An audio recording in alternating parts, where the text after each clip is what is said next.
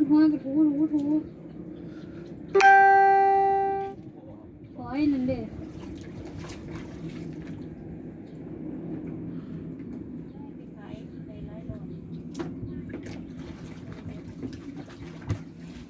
มาทางนี้เด้อ นี่ยังเดือดขนาดไหนแล้วลงมันนี่ แม่ดอก ยังหลับหัวมึงไง เฮ็ดแนมบางวันแต่อยากเฮ็ดน้ำเนาะ บอกใครยังนอน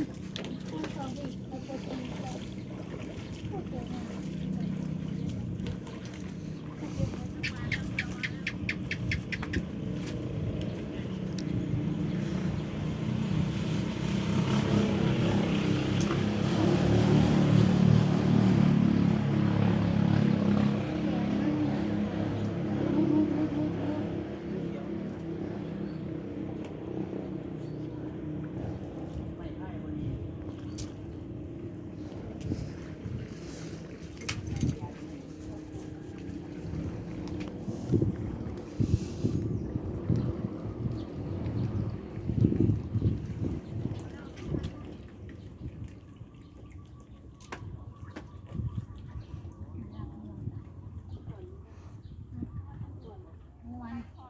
มีทั้งมากอยู่ในรอบที่2มันไม่เยอะ